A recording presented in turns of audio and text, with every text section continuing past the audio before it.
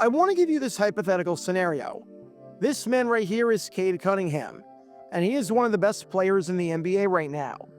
The former #1 overall pick has been nothing short of sensational for the Detroit Pistons, and as of this video getting released, he's averaging roughly 26 points per game, ranking inside the top 10 of the league in that category.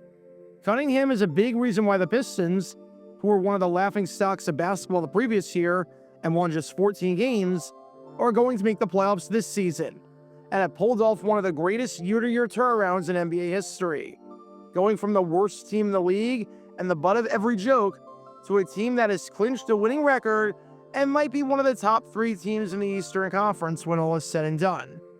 And this will be Cunningham's first season in the playoffs. After spending his whole professional career on the Pistons and being on the outside looking in with an organization that hadn't made the playoffs since 2019, hadn't had a winning record since 2016, and hadn't won a playoff series since 2008, Cunningham will be playing games when it matters most. So with that in mind, I want you to imagine that Cade Cunningham speaks to the press and says to them, "Yeah, I gotta be honest. I have no idea how the playoffs work. I've never been here before. How do they determine who we play? Are we playing the Celtics in the first round? The Cavaliers? The Knicks? The Heat? Do they just draw it out of a hat or something? Because I honestly don't know." That would look pretty ridiculous, wouldn't it? You've spent your whole career trying to make the playoffs, and you have no idea how the playoffs even work from a structural standpoint, and have no idea what seeding is. Well, I bring that up because this man right here is Vin Baker. We're going to talk about just how good Baker was in a little bit, because the man was a heck of a player, but he was involved in one of the dumbest controversies in NBA history, when in his first appearance in the playoffs, he had no idea what the heck was going on, and he admitted that he had no idea about this, or how his team got to that point, who they were going to play, or anything along those lines. Because for as good of a basketball player as he was about as informed on the postseason as a 1-year-old who has very little spatial awareness was on the same matter. Because this is the story behind Vin Baker, as in the NBA player who somehow had no idea how the playoffs worked. Be sure to like this video, subscribe, and turn on the notification bell so you don't miss a single video that we post on the channel, because we post every single day on here about the weird and the wacky history of professional sports, with stories like this one. So make sure that you're subscribed as we try and grow this community even more. Thanks in advance, and with that in mind, let's talk about Baker baking up a whole lot of nonsense. Before I talk about what exactly Vin Baker said and how ridiculous it was, we need some context to understand just who Vin Baker was, how good of a player he was, and how his team was doing. The year is 1998, and Baker, the former lottery pick from the 1993 NBA draft, is one of the best players in all of basketball. For the first 4 years of his career, Baker was playing on the Milwaukee Bucks, but after the 1996-97 season, he got shipped off to the Seattle Supersonics, who wanted to upgrade at the 5, seeing as none of their centers outside of Sam Perkins were doing anything of note. And Perkins was going to be 36 years old and was strictly a 6th man by this point. For some perspective, their starting center the previous season averaged 3 points per game. That's not going to get it done. And with the Supersonics upgrading at center with Baker, the trade seemed to pay immediate dividends for Seattle, as after making 3 straight All-Star appearances with the Bucks from 1995 to 97, Baker picked up right where he left off in 1998. He started all 82 games for Seattle, made his 4th straight All-Star game, and averaged 19.2 points per game while getting some MVP votes and Defensive Player of the Year votes. And he was named a second-team All-NBA player for the first and the only time in his career. There were a lot of reasons why the Supersonics, led by head coach George Karl, were great in 1998. Gary Payton had arguably his best season ever as a pro, finishing 3rd in the MVP voting. Dale Ellis was amazing off the bench, and the team shot about 40% from three-point range, being the best three-point shooting team in the NBA by a fairly comfortable margin, with Ellis leading the league in three-point shooting amongst all qualified players by shooting over 46% from behind the arc. However, one of the biggest reasons why the Supersonics improved from a 57-win team the previous year to a 61-win team this year was because of the play of Baker, who was 5th in the NBA amongst all centers in scoring, only behind 4 Hall of Famers in Shaquille O'Neal, Chris Webber, David Robinson, and Patrick Ewing. So not bad company to be in by any means. Because of Baker and his contributions, the Seattle Supersonics, for the 8th straight season, and for the 11th time in the last 12 seasons, were going back to the postseason. Now, for Seattle, this was business as usual. But you have to understand when it came to this man right here in Vin Baker, this was all new territory. The previous 4 seasons, Baker was with the Milwaukee Bucks, a team that was atrocious throughout the mid-90s despite Baker's best efforts, and a team that never made the playoffs while Baker was there.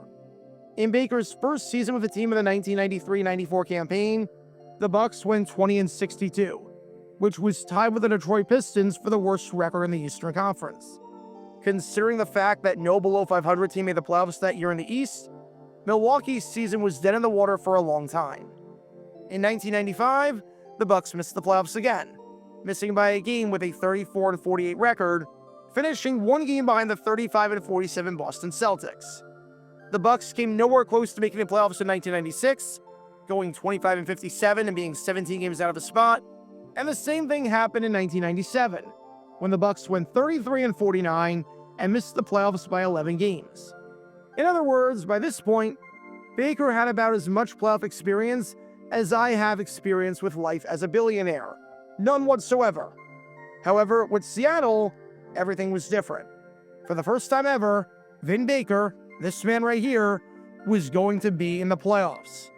What was business as usual for everyone else was a first-time experience for one of the best players on the team and in the NBA. And Baker had some, shall we say, interesting questions about the playoffs. Because you would think that despite never playing in the postseason before, that Vin Baker would know how it works. I'm not talking about the intricacies like routines and off days and bonus pay and whatnot. There is a lot in a new environment that you learn with experience. I'm just talking about the absolute basics, as in how the playoffs are structured. Today, the playoff format is extremely complex thanks to the play-in round and the fact that everyone with a pulse makes the tournament, making the regular season almost meaningless, provided the fact that you don't have multiple losing streaks of 10 or more games.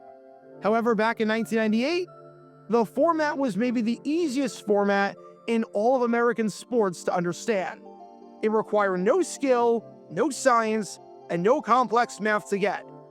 8 teams in each conference made the playoffs, and all 8 teams were seeded by record, with division winners getting the top 2 seeds, although more often than not, the 2 division winners had a better record than the best wild card. From that point, the best team, as in the number 1 seed, played the worst team, as in the number 8 seed. The second best team played the second worst team, and so on and so forth. In terms of determining the matchups, it was super simple and super obvious. Nothing like the NHL today, where you've got crossovers with the wild card. Nothing like MLB and the NFL today, where you got teams getting byes. The NBA playoffs back in 1998 were about as basic of a format as you could possibly get.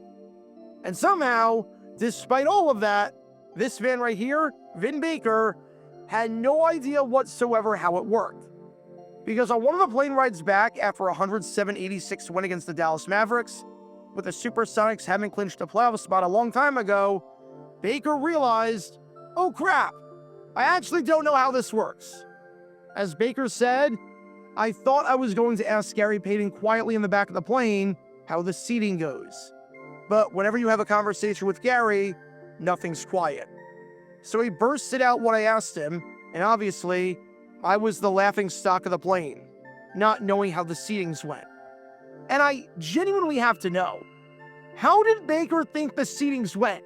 Honestly, did he think it was completely randomized, and once you made the playoffs, each matchup was randomly assigned? How else would it possibly go? Better yet, how do you not know this yourself? I've never played in the NFL, and my team is in the playoffs as often as it hits 100 degrees in Alaska. But I know how the playoffs work. How do you go into the postseason thinking, well, we had a good year, but I really don't want to play the 62-win Jazz or the 61-win Lakers in the first round? That'd be a really bad draw for us. That'll also be very unfair for us, seeing as we won 61 games. I hope the NBA doesn't screw us over like that. And this is especially true when you realize that Baker was a huge NBA fan growing up. There are some people who love playing their sport, but don't watch a second of it on television and don't keep up with the intricacies and the history of it. Vin Baker was not one of those guys, as he watched basketball all the time and watched playoff games on TV, even back in the days where the NBA Finals and the postseason were on tape delay. As he said, I pictured myself in those games all the time. Watching those playoff games these last few years is just like when you're growing up and picturing yourself in the NBA. I haven't had the opportunity to play in the playoffs, so for me, I've watched those games and pictured myself being in certain situations. So again, you've watched the NBA your whole life. You've watched the playoffs your whole life. And you had no idea this entire time how the playoffs worked, and how the matchups were determined, and how the teams were seeded? How is this possible? You went the last 20 years watching the NBA playoffs on television and following the league, and you went all this time without knowing how this even worked? If I watch a sport for 2 decades and follow that thing closely, and I'm involved in said sport, and I don't know the basic element of how said sport works, that's kind of a problem, don't you think? Yet that's exactly what was going on in the mind of Vin Baker, who somehow followed the NBA his entire life and was in the NBA and had no idea how the NBA playoffs worked. Even though the format hadn't been touched, and even though the format was the easiest format out there to understand, with the teams, for all intents and purposes, just being seeded by their regular season record, which was the case in 1998 when the Supersonics had the second best record and got the number 2 seed, even if they would have gotten that seed anyways by virtue of winning their division. Baker went to the postseason 4 times over his NBA career, going 3 times with Seattle and once as a member of the New York Knicks during the 2004 season while coming off of the bench. And he only ended up winning 1 playoff series, which was during that 1998 campaign when the Supersonics beat the Minnesota Timberwolves 3-2 in the first round. Baker never made it to the NBA Finals, which might honestly be for the best, because I think his brain would have broken if he learned how the finals worked, as it might have been too much for him to handle somehow. But if you ever think that just because a player is playing in the NBA, that they have a good idea about how the NBA works, and they know more than you about the league, think again. Vin Baker's a good example of how that is not always true, seeing as he genuinely had no idea how the playoffs worked. And for all we know, he thought that playoff matchups were determined by throwing darts at a wall, or by each of the 8 playoff teams being reseeded based on how they did in a 3-legged race. Because in 1998, when it came to the playoffs, Vin had no idea what it took to win. Be sure to like and subscribe if you have not done so already, as it helps the channel out a lot. And check out my other channels, JG8 for the history of college football, JG7 for the history of baseball, and JG9 News, where we talk about all things happening in the NFL. Join me every Wednesday night at 8 p.m. Eastern, where we'll play live NFL trivia for cash prizes. And make sure to join me live, as we're on stream just about every single day.